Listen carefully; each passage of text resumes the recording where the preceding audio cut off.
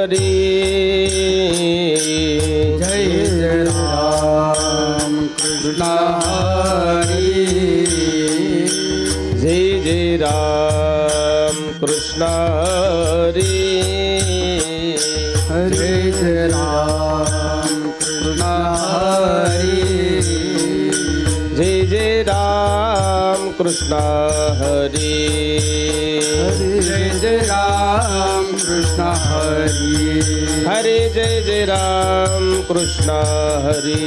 हरि जय जय राम कृष्ण हरी. जय जय राम कृष्ण हरी. जय जय राम कृष्ण हरी. जय जय राम कृष्ण हरी. हरि जय जय राम कृष्ण हरी. जय जय राम कृष्ण हरि हरी. जय जय राम कृष्ण हरी. जय जय राम. रूप पाहता लोचनी हो सुख झाले हो साजनी. सुख झाले हो साजनी. सुख झाले हो साजनी. रूप पाहता लोचनी सुख झाले हो साजनी. सुख झाले हो साजनी. सुख झाले हो साजनी. तो हा विठ्ठल बरवा तो हा माधव बरवा. तो हा विठ्ठल बरवा. तो हा माधव बरवा. तो हा माधव बरवा. तो हा माधव बरवा. जय जय राम कृष्ण हरि हरी. जय जय राम कृष्ण हरि. जय जय राम कृष्ण हरी. जय जय राम कृष्ण हरि. जय जय राम कृष्ण हरी. जय जय राम कृष्ण हरी. जय जय राम कृष्ण हरी. जय जय राम. जय जय राम कृष्ण हरि. जय जय राम कृष्ण. जय जय राम कृष्ण हरि. जय जय राम. जय जय राम.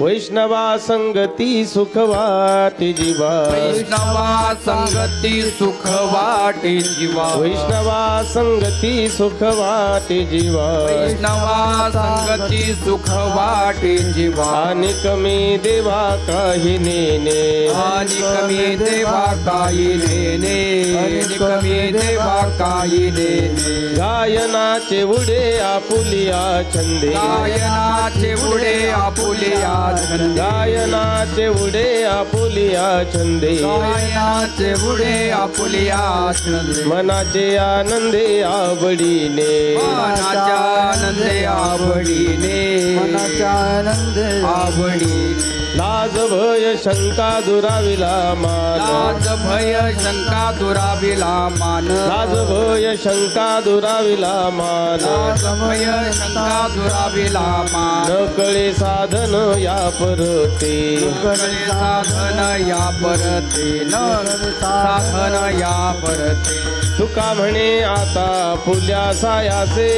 म्हणे आता फुल्या तुका म्हणे आता फुल्या सायासे. म्हणे आता फुल्या सायासे. आम्हा जगदीशे सांभाळावे. आम्हा जगदीशे सांभाळावे.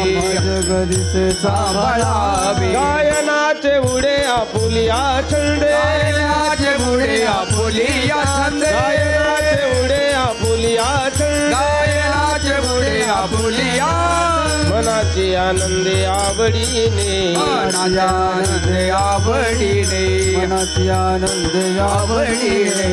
विठ्ठल विठ्ठल विठ्ठल विठ्ठल विठ्ठल विठ्ठल विठ्ठल विठ्ठल विठ्ठल विठ्ठल विठ्ठल विठ्ठल विठ्ठल विठ्ठल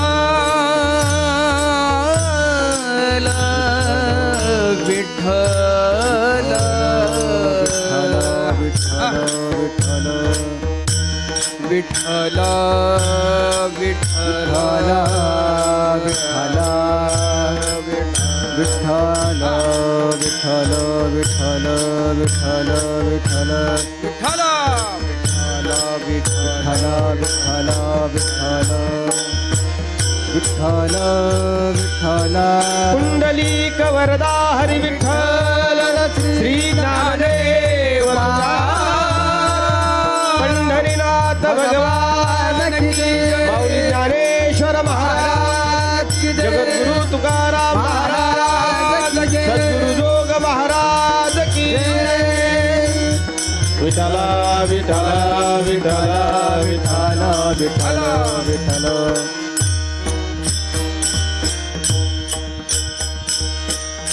वैष्णवा संगती सुख वाटे जीवा आणि कमी देवा काही नेने गायनाचे वडे आपुलिया छंदे मनाचे आनंदे आवडीने प्रस्तुत प्रसंगी प्राप्तस्थळी कीर्तनरूपी सेवेकरता निवडलेला अभंग वैराग राग रसिक श्रीमंत श्री जगद्गुरु तुकोबारा यांचा असा हा चार चरणाचा जीवाला झालेलं वैष्णवाच्या संगतीतलं सुख त्या सुखाचा संवाद देवाबरोबर करणारा अभंग सेवेकरता घेतलेला आहे. विठ्ठला विठ्ठल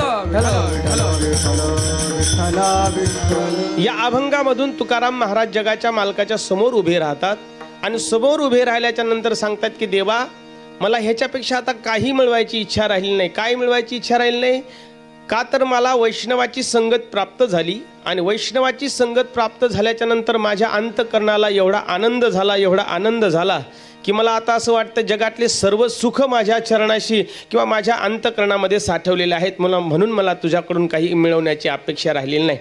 आणि ते सुख एवढं प्राप्त झालं की त्या सुखाच्या भरामध्ये किंवा त्या सुखाच्या आनंदाच्या भरामध्ये मी गायन करायला लागलो, नाचायला लागलो आणि उड्या मारायला लागलो. या तीनही क्रिया जगद्गुरु तुकाराम महाराज सांगतात की देवा मला ते सुख प्राप्त झाल्याच्या नंतर मी ते उपभोगत असताना तो आनंद व्यक्त करत असताना त्या क्रिया करायला लागलो. मग जगाच्या मालकाने विचारलं तुकाराम महाराज हे सगळं सुख मिळाल्याच्या नंतर तुम्हाला तुमचे जेवढे काही सुख प्राप्त झाले असतील त्या सुखामध्ये तुम्ही तुमच्या आनंदाच्या भरामध्ये गायन करायला लागलात, नाचायला लागलात, उड्या मारायला लागलात. त्याच्यासाठी सगळ्या क्रिया करत असताना बहुतेक तुमच्या चित्तामध्ये जेवढं सुख प्राप्त झालं त्या भरामध्ये त्याच्यामध्ये आवड आहे का सवड आहे? तुकाराम महाराजांनी सांगितलं ह्या सगळ्या क्रिया करत असताना मी त्या क्रिया आवडीने करतोय.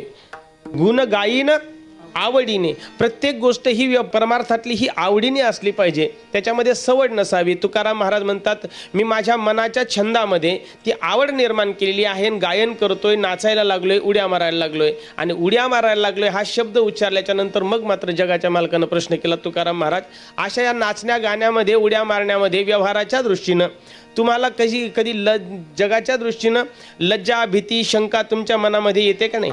अहो व्यवहाराच्या दृष्टीनं पाहायला गेलं तर लोक तुम्हाला वेडं म्हणतील ना, हे असं उड्या मारण्यामध्ये तुम्ही काही सामान्य नाही आहेत. तुकाराम महाराज म्हणले देवा कोणाला आम्हाला ह्याच्यामध्ये अडकवताय?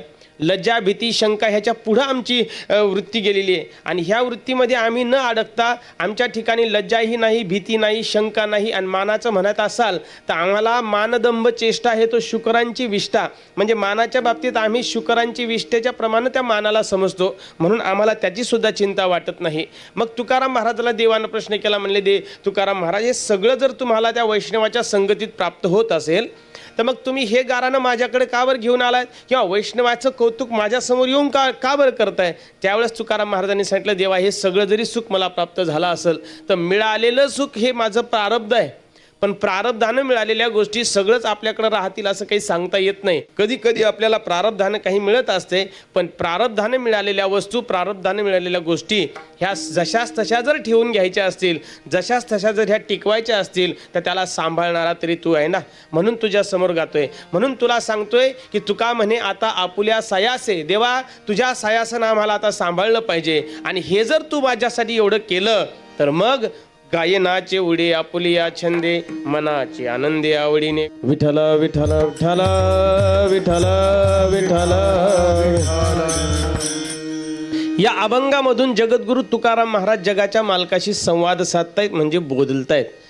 थोडंसं आपण जर थोडा बारीक चिंतन करण्याचा प्रयत्न केला तर तुकाराम महाराजाचं जगाच्या मालकाशी बोलणं चाललेलं आहे हे आता सध्या प्रायः एवढ्या या काळामध्ये जगाला न पटण्यासारखं आहे की काही हल्ली काही लोकांना देवच मान्य नाही तर त्याच्यामध्ये तुकाराम महाराज देवाच्या सोबत तुकाराम महाराज सोबत देव बोलतोय ही भाषा जी थोडा आपल्याला अवघडच वाटेल.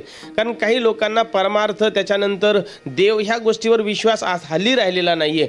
जरी कलियुग असेल, जरी हा व्यवहार असेल, तरी सुद्धा काही लोकांना ही भाषा न पटण्यासारखी आहे. पण सांगू तुम्हाला, जी माणसं देव नाही म्हणतात ती माणसं देवाचं अस्तित्व एखाद्या वेळेस आपल्याला चार चौघामध्ये जरी नाकारत असतील किंवा त्याच्याबद्दल आपल्याला निगेटिव्ह बोलत असतील, तरी सुद्धा एकांतात गेल्याच्या नंतर त्यांना देवाचं अस्तित्व हे मान्यच करावं लागत असतं. त्याच्यासाठी प्रसिद्ध उदाहरण देता येईल रामकृष्ण परमहंसाच्या जीवनातमधलं. विवेकानंदांचे गुरु रामकृष्ण परमहंस एक वेळेस विदेशामध्ये गेले आणि विदेशामध्ये गेल्याच्या नंतर केशव चंद्रसेन नावाचे त्यांचे मित्र होते. केशव चंद्रसेन नावाच्या मित्रांनी त्यांना प्रश्न केला, म्हणजे परमहंस तुम्ही जे देवाचं अस्तित्व आम्हाला सांगतायत, पण आम्हाला ती भाषा न पटण्यासारखी आहे. आता सध्या आम्हाला देव आहे असं काही वाटत नाहीये. मग परमहंसांनी प्रश्न केला, म्हणजे मग तुम्ही मला सांगा देव का नाहीये? मी सांगतोय देव आहे, मी ज्या बऱ्याचशा गोष्टी युक्त्याप्रमाणे सांगतोय की देव आहे, आमचा संप्रदाय सांगतोय देव आहे, मग तुम्ही तरी मला सांगा ना देव का नाहीये? त्याच्यावरती केशव चंद्रसेनांनी भारदस्त असं व्याख्यान दिलं. एवढं भारदस्त व्याख्यान दिलं युक्त्याप्रमाणे. त्याच्यामध्ये देव ह्याच्यामुळं देव नाही, त्याच्यामुळं देव नाही, अशी अनेकशे कारणं सांगितले. आणि एवढे सगळे कारणं ऐकल्याच्या नंतर भारावून गेले. मग रामकृष्ण परमहंस भारावून गेल्याच्या नंतर त्यांनी विचारलं, याच्यामुळं देव नाही, त्याच्यामुळं देव नाही. हे सगळ्या गोष्टी ऐकल्याच्या नंतर रामकृष्ण परमहंसांच्या चेहऱ्यावरती खूप आनंद दिसायला लागला. मग केशव चंद्रसेनांना असं वाटलं की कदाचित परमहंस जर माझ्या भाषणानं, माझ्या व्याख्यानानं एवढे भारावून गेलेले असतील, तर कदाचित आता यांनी सुद्धा मान्य केलंय की आता ह्या जगामध्ये देव नाही. मग म्हणले, बोला, माझं एवढं व्याख्यान ऐकल्याच्या नंतर आता तरी पटतंय का नाही देव नाहीये? परमहंसांनी सांगितलं, मला याच्या अगोदर देव आहे का नाही याच्यावरती शंका होती थोडी, कदाचित 10-20% तरी माझ्या मनामध्ये हलचल होती, पण आता माझा दृढ विश्वास झालेला आहे की आता ह्या जगामध्ये देव आहे. म्हणले, का बरं? ह्या जगामध्ये देव आहे असं का म्हणताय तुम्ही? त्यावेळेस परमहंसांनी सांगितलंय, तुम्ही एवढं देवाचं अस्तित्व एवढ्या चांगल्या पद्धतीनं मला पटवून देताय, याचा अर्थ की आता तुम्हाला शिकवता धनी तरी कोणीतरी वेगळा आहे, ह्याच्यावरून तरी मला असं कळतंय की तुमच्या बोलण्यातून असं वाटतं की आता 100% जगामध्ये देव आहे. विठ्ठला विठ्ठला विठ्ठला विठ्ठला विठ्ठला. म्हणजे मला सांगायचं काय, एखादा व्यक्ती जरी देवाचं अस्तित्व नाकारत असेल, तरी संकटकाली एखादा समय आल्याच्या नंतर ह्या जगातल्या सगळं जरी आपल्याला दिसत असेल, तर हे सगळं दिसणारं संकटाच्या वेळी आपल्याला हे सगळं नजरेच्या आड जातंय आणि त्याच्यातून फक्त आपल्याला एकच वाचू शकतो, त्याचं नाव जगाचा मालक देव आहे, असं आपल्याला कळतंय. म्हणून तुकाराम महाराजाचा आणि देवाचा जरी ह्याच्यामध्ये संवाद असेल, बोलणं चालले असेल, तर तत्वज्ञानाच्या दृष्टीनं बोलण्याच्या प्रक्रियेला आपल्याला 2-3 प्रकारे त्याच्यामध्ये वर्गीकरण करता येईल. त्याच्यामध्ये वाद नावाची एक भूमिका आहे, विवाद नावाची एक भूमिका आहे आणि संवाद नावाची एक भूमिका आहे. हे काय ऐकायचं? कारण संवाद आपल्याला जर कळून घ्यायचा असेल तर पहिल्याला आपल्याला विवाद कशाला म्हणायचं हे कळलं पाहिजे. विवाद आपल्याला जर कळून घ्यायचा असेल तर त्याच्या अगोदर वाद कशाला म्हणायचं हे कळलं पाहिजे. कशाला म्हणायचं वाद? वादाची व्याख्या करत असताना बसलेल्या सर्वांना माझा प्रश्न आहे, कशाला म्हणायचं वाद? प्रत्येक जण म्हणेल वाद म्हटलं ना महाराज की आमच्या इकडं वादाला एवढं काही महत्त्व देत नाहीत, म्हणल्यापेक्षा एवढा स्टँडर्ड शब्द त्याला उच्चारत नाहीत. त्याला वाद म्हटलं की चौकामध्ये बाह्या सारून जे दोघांमध्ये केल्या जातं त्याला आम्ही ते उच्चारत असतो, त्याचं नाव भांडण.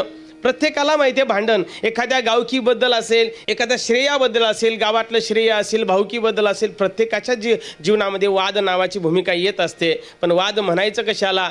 वादाची आपण जी व्याख्या करतोय ते सामान्य वाद आहेत, पण त्याच्यामध्ये जर आपल्याला वेदांत शास्त्राला विचारलं वाद म्हणायचं कशाला, तर ते सांगतायत की वादे वादे जायते तत्वबोधः. ज्या ठिकाणी तत्वाचं आदान प्रदान केल्या जातं, देवाणघेवाण केल्या जाते, त्याला वाद असं म्हणायचं. वाद म्हणजे त्याच्यामध्ये तत्वाचं आदान प्रदान झालं पाहिजे, दोघांची देवाणघेवाण झाली पाहिजे. पण आपण एवढी देवाणघेवाण करतच नाही ना महाराज. आपण तत्व कुठली कळण, तत्वाची देवाणघेवाण ह्या गोष्टीमध्ये पडतच नाही. आपण वाद म्हणलं की सामान्य छोटे छोटे कारणं घेतो आणि छोट्या छोट्या कारणामध्ये वाद करत असतो. पण सांगू तुम्हाला, आपल्या काहीतरी गोष्टीमध्ये जे छोट्या छोट्या कारणाने जे वाद होत असतात ना, ते कुठंतरी जाग्यावर मिटवले पाहिजे. आपण त्या वादाच्या भूमिकेत पडलं नाही पाहिजे. पण बरेच जण असे आहेत महाराज, एक क्षुल्लक कारण असते आणि एका क्षुल्लक कारणाच्या माध्यमातून एवढी टोकाची भूमिका घेतात की जे कारण जाग्यावरच राहतं, आणि कारणाच्या व्यतिरिक्त आपण त्या वादामध्ये एकतर एखाद्याचा जीव जात असतो किंवा एखाद्याला जेलची हवा खावी लागत असते, इथपर्यंत आपली मानसिकता त्या वादामुळे जात असते. तुमच्या पायाला हात लावून विनंती आहे, एखादा चुकत असेल त्याला माफ करायला सांगा. एखादा जर चुकत असेल त्याला समजावून सांगण्याचा प्रयत्न करा.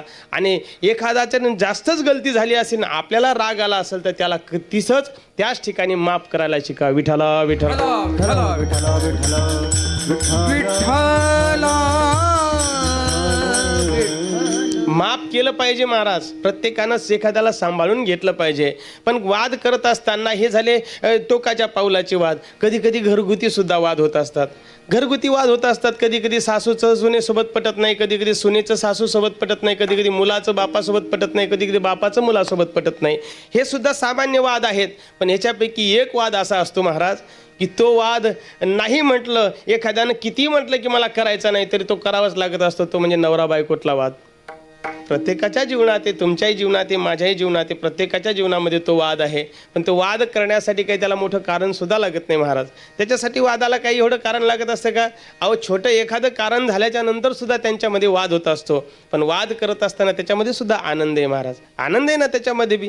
पण तो आनंदानं स्वीकारला तर नवरा बायकोतल्या वादामध्ये एवढा वाद असतो, एवढा वाद असतो, काही काही माणसाला त्या वादामुळे शरीर बनत नाही. एवढे वाद होत असतात. ते सुद्धा वाद आहेत. मग त्या वादाच्या बाबतीत हे झाले प्रपंचातले वाद. पण परमार्थातला वाद जर पाहायचा झाला तर तुकाराम महाराजाची भाषा आहे. तुकाराम महाराज सांगतात, करू आवडीने वाद, करू आवडीने वाद, तुमच्या सुखाचा संवाद, तुमच्या सुखाचा संवाद, तुमच्या सुखाचा संवाद, तुमच्या सुखाचा संवाद, तुमच्या सुखाचा संवाद, तुमच्या सुखाचा संवाद. करू आवडीने वाद, तुमच्या सुखाचा संवाद, तुमच्या सुखाचा संवाद, तुमच्या सुखाचा संवाद. करू आवडीने वाद, सुखाचा संवाद, करू सुखाचा संवाद, करू सुखाचा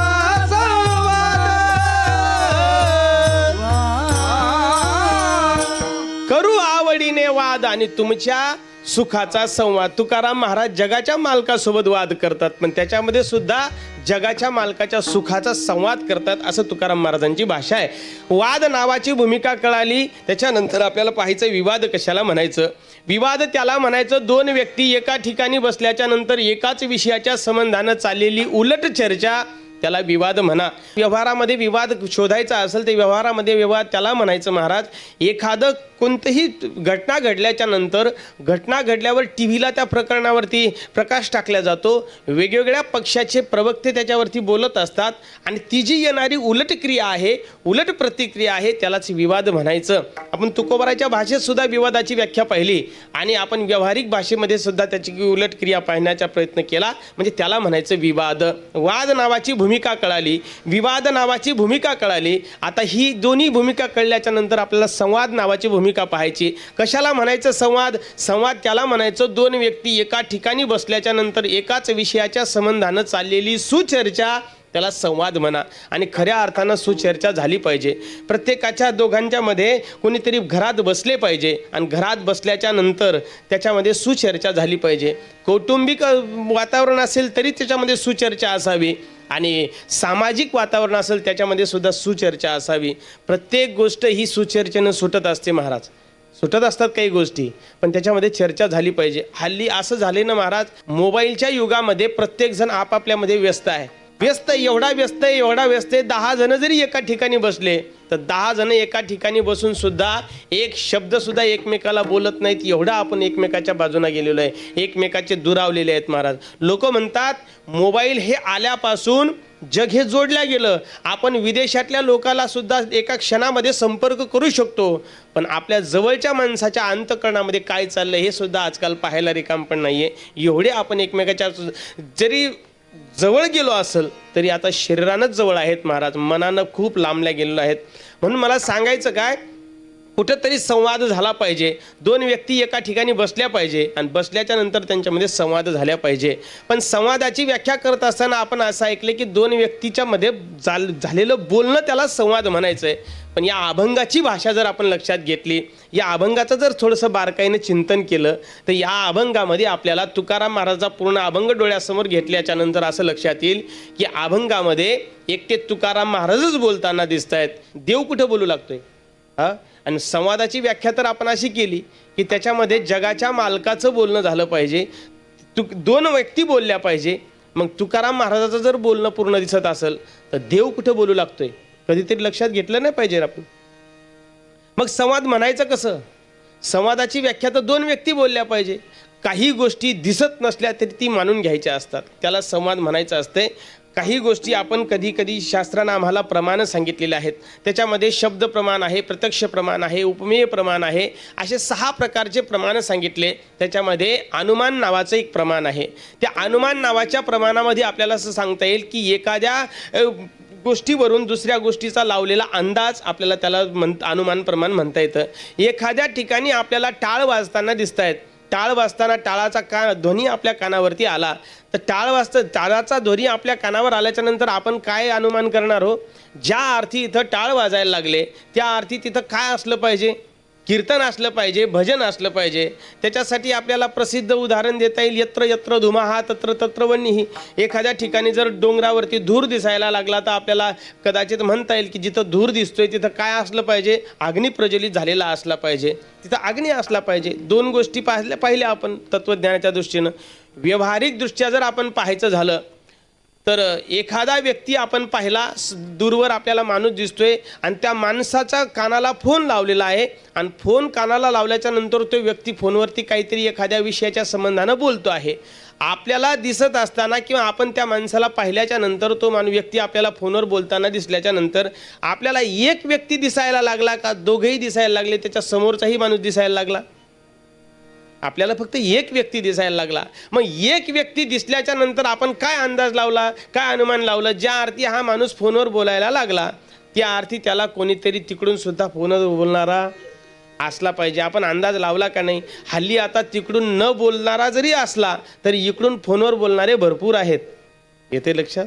भरपूर आहेत ना महाराज असे की तिकडून जरी कोणी बोलत नसेल तरी इकडून फोनवर बोलणारे भरपूर माणसं पाहायला मिळतात. म्हणजे हा व्यक्ती आपल्याला बोलताना दिसतोय, समोरचा बोलताना दिसत नाही, तरी सुद्धा आपण अंदाज लावला की तिकडून सुद्धा कोणीतरी बोलत असला पाहिजे. एवढंच काय, कीर्तनात बसलेल्या एखाद्या माणसाला जर इथून उठून जायचं असेल तर खिशातला फोन कानाला लावून तिकडं हॅलो हॅलो म्हणत बाहेरपर्यंत जाईपर्यंत तो माणूस बोलत राहतो. म्हणजे उठण्यासाठी सुद्धा फोनचा चांगला वापर होऊ शकतो. म्हणजे एक व्यक्ती आपल्याला दिसतोय पण तरी सुद्धा आपण अंदाज लावू शकतो की तिकडून सुद्धा त्याला कोणीतरी बोलत असला पाहिजे. हा जो अंदाज लावणं आहे त्यालाच म्हणायचं संवाद. विठ्ठला विठ्ठला.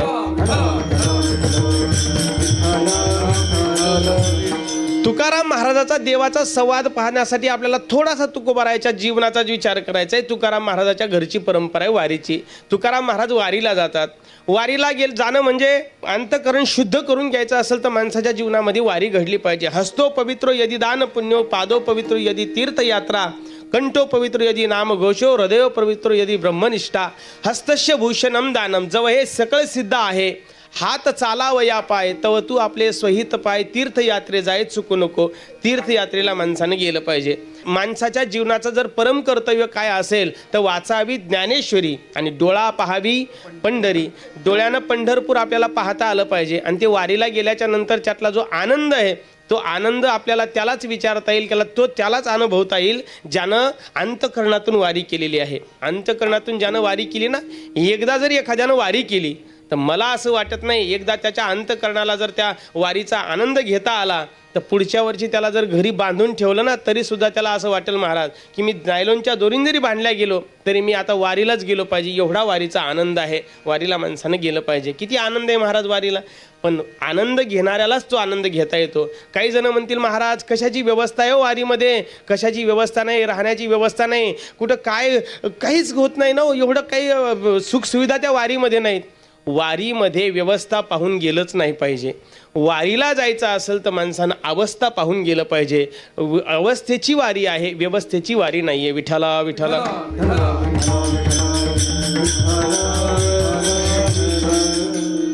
असे काही माणसं आहेत महाराज, जे घरामध्ये सुद्धा AC मध्ये फिरतात, गाडीमध्ये सुद्धा AC आहे, ऑफिसमध्ये सुद्धा AC आहे.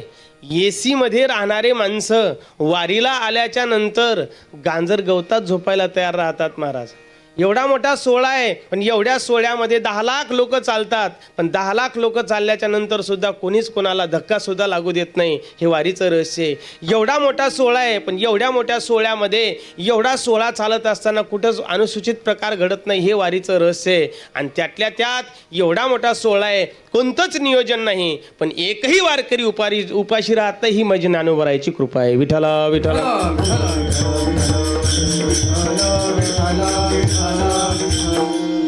पण वारीला माणसानं गेल्याच्या नंतर तिथं आनंदच घेतला पाहिजे. नाही तर काही काही माणसं वारीला जातात महाराज, जीवनामध्ये त्यांच्या बऱ्याचशा वाऱ्या होतात, पण एवढ्या वाऱ्या झाल्याच्या नंतर सुद्धा बदल घडत नाही. बदल घडला पाहिजे ना. वारीला गेल्यावर काही ना काही बदल घडला पाहिजे, तर वारीचं फल आहे. नाही तरी गेला जन्म वाया, नाही तरी गेला जन्म वाया,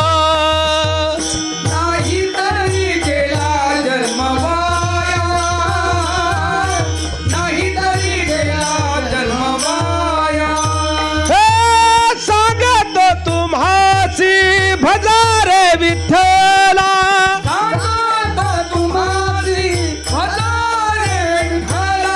नाही तरी गेला जन्म वाया, नाही तरी गेला जन्म वाया, नाही तरी गेला जन्म वाया, नाही तरी गेला जन्म वाया.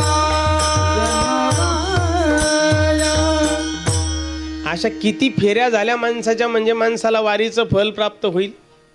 कितीदा जरी गेलो आपण तरी मोकळेच आहेत महाराज. वारीला एक वेळ जा. मी तर असं म्हणेन, वारीला एकदा जरी गेला नाही तरी चालेल, पण घरी नीट वागला पाहिजे. काही माणसं वाऱ्या म्हणसाल तर 35 झाल्या, आणि घरी वाटणं कशी वागावं, व्यवहारात कसं वागावं, समाजात कसं वागावं, ही जर त्याला कळत नसेल तर मग त्यानं नाही गेलं तरी चालतं महाराज. उगं कशाला तिथं जाऊन गर्दा करायचा. घरी आल्याच्या नंतर चांगलं वागलं पाहिजे. परमार्थ परमार्थ परमार्थ म्हणायचं कशाला. आपल्यापासून कोणाला त्रास नाही झाला पाहिजे, याचं नाव परमार्थ आहे. नाही तर आपण कितीही परमार्थिक असेल, आपण कितीही परमार्थाची क्रिया करत असेल, आणि त्याचं जर वागणं योग्य नसेल तर कदाचित मला असं वाटतं तो परमार्थ फलद्रूप नाहीये. काही काहीच्या गळ्यात माळा पाहिल्या. परमार्थाच्या व्याख्याच अशा आहेत महाराज. काहींनी अशा केल्या की जो माळकरी आहे लय मोठा गण लावतो टप्प्याच्या टप्प्या, म्हणजे लय मोठा परमार्थिक आहे. असं बी नाही ना माहीत. असं नाही. त्याचं आचरण चांगलं असलं पाहिजे, आणि परमार्थ हा आचरणावर अवलंबून आहे. तुमची विचार प्रणाली कशी आहे, तुमचा लोकांशी व्यवहार कसा आहे, त्याचं नाव परमार्थ आहे. परमार्थ चांगला केला पाहिजे, व्यवहार चांगला केला पाहिजे, त्याला वारीचं फल प्राप्त होत असते. आणि आपण किती जरी वाऱ्या केल्यानं महाराजांना आपलं जर अंतःकरण बदलत नसेल तर त्याचा फलद्रूप नाही. काही काही माणसं म्हणतात आम्ही चारीधामची यात्रा केली, सगळे तीर्थाला जाऊन आलो, पण तीर्थाला जरी जाऊन आलो ना महाराज, तर तिथं गेल्याच्या नंतर त्या तीर्थाचं पवित्र स्नान जरी केलं असेल तर स्नान फक्त तुम्ही वरल्या अंगानं स्नान केलं. तुमचं अंतर मन आपलं निर्मल झालं पाहिजे. निर्मल मन जन सोमोही पावा, मोही कपट छल छिद्र न भावा. आपल्या अंतःकरणांमध्ये जर दुसऱ्याच्या बाबतीत जर एखादा काम असेल, क्रोध असेल, मद असेल, मत्सर असेल, अहंकार असेल, ह्या जर गोष्टी षडविकार आपल्या अंतःकरणामध्ये तसेच जर राहत असतील तर तीर्थामध्ये फक्त आपली आंघोळ होईल महाराज, स्नान होणार नाहीये. अहो, तीर्थाला गेल्याच्या नंतर जर आपले सर्व पाप क्षालन झाले असते तर गंगेचे पुत्र आहेत भीष्माचार्य. गंगेचे पुत्र भीष्माचार्य, वडिलाचा आशीर्वाद आहे, इच्छा मरणी व्हाल. एवढे धनुर्धारी असणारे भीष्माचार्य, गंगेचे पुत्र असणारे भीष्माचार्य. मग गंगेच्या पुत्रापासूनला तरी कर्मापासून सुटका मिळाली असती ना. कर्मापासून कोणालाही सुटका मिळत नाही. केले कर्म झाले तेची भोगा आले. उपजले मेले ऐसे किती, उपजले मेले ऐसे किती, उपजले मेले ऐसे किती,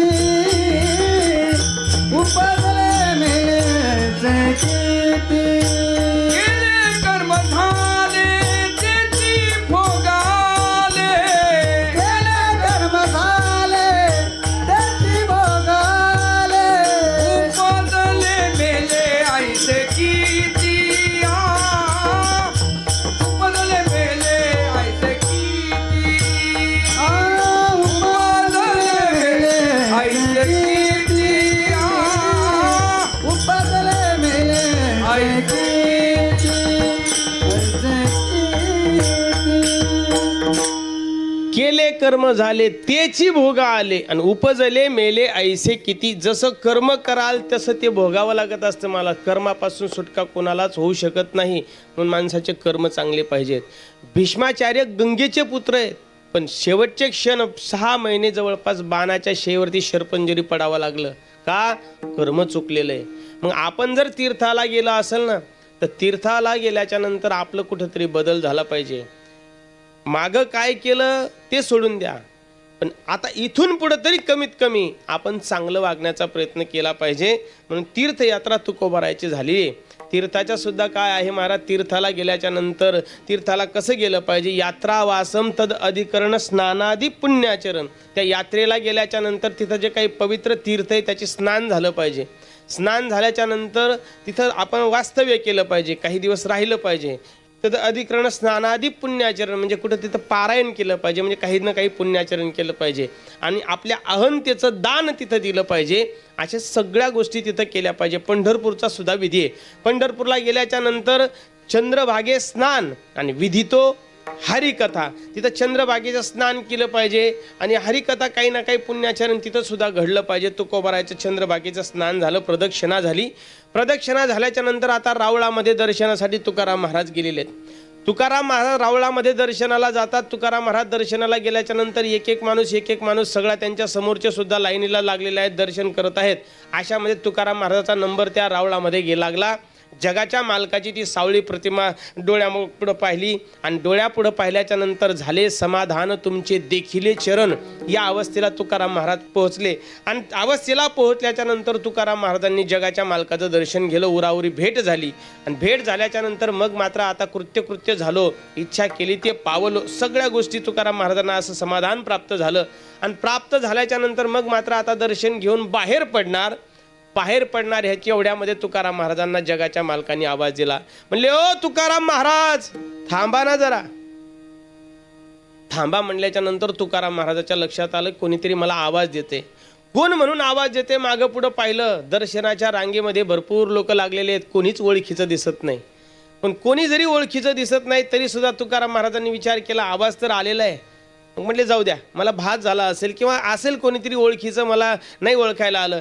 कधी कधी आपल्याला लोक ओळखतात पण आपल्याला त्याला ओळखता येत नाही. कधी कधी आपण विस्मरण होत जातं ना, मग त्याला विचारावं लागतं आणि तोही आपल्याला म्हणतो हा ओळखला का नाही. तुकाराम महाराजाला वाटलं कदाचित मी ओळखीचा असन, पण एखाद्या वेळेस आपण कोणाला ओळखलं नसेल. म्हणून तुकाराम महाराजांनी सगळ्यांकडे पाहिलं. पुन्हा आपलं दर्शनाच्या त्या रांगेमधून बाहेर पडायला लागले. एवढ्यामध्ये पुन्हा आवाज आला. पुन्हा आवाज आल्याच्या नंतर पुन्हा तुकाराम महाराजांनी वळून पाहिलं. मग मात्र आता विचार केला कोण म्हणून आवाज येते. म्हणून जगाच्या मालकाकडे लक्ष गेलं आणि जगाच्या मालकाकडे लक्ष गेल्याच्या नंतर मग मात्र तुकाराम महाराजांनी पाहिलं की जगाचा मालक आस लावून बसलाय की तुकाराम महाराजांनी मला या ठिकाणी थांबलं पाहिजे. तुकाराम महाराजांनी विचारलं का रे देवा, कशाला थांबायला सांगतो, कशाला मला थांबायला लावलेलं आहे. मग जगाच्या मालकाने विचारलं काही नाही. म्हणले तुकाराम महाराज थोडं थांबा म्हटले. तुकाराम महाराज थोडं साईडला उभे राहिले आणि साईडला उभं राहिल्याच्या नंतर एक एक माणूस यायचा, दर्शन करायचा, निघून जायचा. अर्धा तास झाला तुकाराम महाराज एक आणि जगाचा मालक एकमेकाकडे फक्त पाहताय. कोणीच कोणाला बोलत नाही. मग अशा अवस्थेमध्ये तुकाराम महाराजांनी विचारलं अर्धा तास झाला, आता तरी गेलं पाहिजे ना. आता गेलं पाहिजे म्हणून तुकाराम महाराज जगाच्या मालकाला पुन्हा विचारतात का हो देवा आता जाऊ का. जगाचा मालक म्हणते थांबा. देव म्हणतोय थांबा, तुकाराम महाराज म्हणते जाऊ का. देव म्हणतोय थांबा, तुकाराम महाराज म्हणते जाऊ का. असं करत जवळपास 1 तास झाला. 1 तास होऊन सुद्धा जगाचा मालक फक्त म्हणतोय थांबा. मग तुकाराम महाराज म्हणले देवा नुसतं थांबा म्हणतोय आणि बोलत तर काहीच नाही. मग देवाने सांगितलं, म्हणले तुकाराम महाराज तुम्हाला याच्यासाठी थांबा म्हणतोय, तुम्हाला पाहिल्याच्या नंतर मला बरं वाटतंय म्हणून म्हटलं थांबा. काय प्रसन्नता आहे तुकोबाराच्या चेहऱ्यावरची. एवढी प्रसन्नता तुकोबाराच्या चेहऱ्यावर आहे, एवढी प्रसन्नता चेहऱ्यावर आहे की काम नाही झालो पायी रिकामा. तुका म्हणे खातो आनंदाचे लाडू, आनंदाची डोही, आनंद तरंग. या अवस्थेला पोहोचलेले माझे तुकोबार आहे. कोण्याही जीवाचा नघडो मत्सर अशी अवस्था माझ्या तुकोबाराची. आणि आज सुद्धा आपण तुकोबाराचा चेहरा फोटोवरती पाहतो ना, किती प्रसन्नता आहे तुकोबाराच्या चेहऱ्यावरची. आणि तेच सगळा चेहरा पाहिल्याच्या नंतर, तो चेहरा पाहिल्याच्या नंतर मग मात्र जगाच्या मालकाला आनंद वाटायला लागला. म्हणले देवा तुकाराम महाराज, तुमच्या चेहऱ्यावरची जी प्रसन्नता आहे ना, त्या प्रसन्नतेला पाहूनच मी भारावल्या गेलेलो आहे. आणि चेहरासुद्धा त्याचाच प्रसन्न असू शकतो महाराज. ज्याचं मन प्रसन्न त्याचा चेहरा प्रसन्न. सहज कोणाचाही चेहरा प्रसन्न राहू शकत नाही. अंतःकरण त्याच्यासाठी शुद्ध असावं लागतं. आणि त्याचे अष्टसात्विक भाव जेवढे आहेत ना, ते भाव आपल्या चेहऱ्यावरती उत्पन्न होत असतात. ज्याचं मन प्रसन्न आहे त्याचा चेहरा प्रसन्न असू शकतो. तुकोबारायच्या चेहऱ्यावरची प्रसन्नता पाहिल्याच्या नंतर मग जगाच्या मालकानं विचारलं, म्हणजे तुकाराम महाराज मला एक सांगा, आज जर पाहिलं तर तुमच्या घरी दारिद्र्य आहे, तुमच्या घरी ती एक स्त्री अन्न न करता या ठिकाणी गेलेली आहे. एवढं सगळं तुमच्यासोबत घडल्याच्या नंतर सुद्धा तुम्ही आनंदी कसं काय राहू शकता? तुमच्या चेहऱ्यावर एवढी प्रसन्नता कशी आहे? तुकाराम महाराज म्हणले, देवा खरं सांगू का खोटं सांगू? त्याच्यात मानसशास्त्राचा थोडासा अभ्यास केल्याच्या नंतर लक्षात येईल तुकाराम महाराज खरं सांगू का खोटं सांगू का म्हटले. कधी कधी माणसाला आपलंच नाव येणार किंवा आपलाच मोठेपणा या ठिकाणी होणार म्हणून माणूस अपेक्षा लावून बसलेला असतो. चार चौघं बसल्याच्या नंतर एखादा व्यक्ती आपल्याला एखादा त्याचा बंगला दाखवत असतो. चार चौघं सोबत असतात आणि एखाद्या व्यक्तीला सर्व बंगला फिरून दाखवल्या जातो. सगळा बंगला दाखवल्याच्या नंतर मग मात्र तो व्यक्ती म्हणतो, कशी वाटली गरिबाची झोपडी? ज्याचा बंगला फिरून आलो ना, तोच म्हणतोय कशी वाटली गरिबाची झोपडी. त्याच्या अपेक्षा असतात. त्या झोपडी म्हणण्याच्या पाठीमागे एकच कारण असते की ही जी काही मंडळी आहे त्या चार चौघाच्या माध्यमातून, त्या चार चौघांच्या समोर ज्याला आपण बंगला फिरून दाखवला त्यानं म्हटलं पाहिजे, अहो पाटील ही झोपडी नाहीये, असा बंगला आमच्या जीवनात आम्ही अजून पाहिला नाही, एवढा सुंदर तुमचा बंगला आहे. हे त्याच्या मनातली अपेक्षा असते. जगाच्या मालकाला सुद्धा तसाच भ्रम झाला. जगाच्या मालकाला सुद्धा तसंच वाटलं की तुकाराम महाराज आता एवढ्या सगळ्या लोकांपुढं, एवढ्या सगळ्या लोकांच्या पुढे माझंच नाव घेतील. मी जर त्यांना विचारलं तुमच्या चेहऱ्यावरची प्रसन्नता आणि तुमच्या चेहऱ्यावरचा आनंद कशाचा आहे, तर ते आता माझंच नाव घेतील. म्हणून जगाच्या मालकाने विचारलं तुमच्या चेहऱ्यावरचा आनंद कशाचा आहे. तुकाराम महाराज म्हणूनच म्हणले, खरं सांगू का खोटं सांगू? तुला जर बरं वाटत असेल तर मी खोटं सांगतो, आणि तुला खरं वाटावं हे जर वाटत असेल तर मी तुला ते माझ्या चेहऱ्याचा समाधान सांगतो. म्हणले, बघ देवा, माझ्या चेहऱ्यावरची प्रसन्नता, माझ्या चेहऱ्याचा आनंद आणि माझ्या जीवाला झालेलं समाधान, याला एकच कारण आहे, अभंगाचं प्रथम चरण. वैष्णवा संगती सुख वाटे देवा, वैष्णवा संगती सुख वाटे जीवा, वैष्णवा संगती सुख वाटे जीवा, वैष्णवा संगती सुख वाटे जीवा, वैष्णवा संगती सुख वाटे जीवा.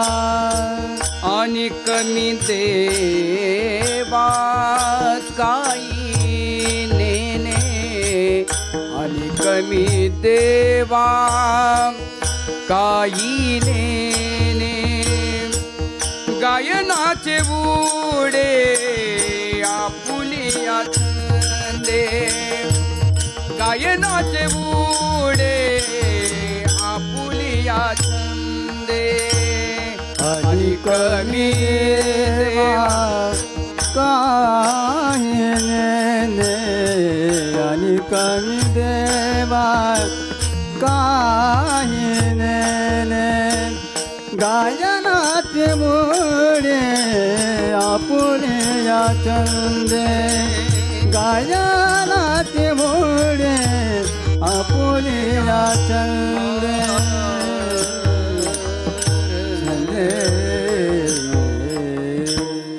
वैष्णवा संगती सुख वाटे जेवा, आणि कमी देवा काही नेने, गायनाचे उडे आपुलिया छंदे, मनाचे आनंदे आवडीने.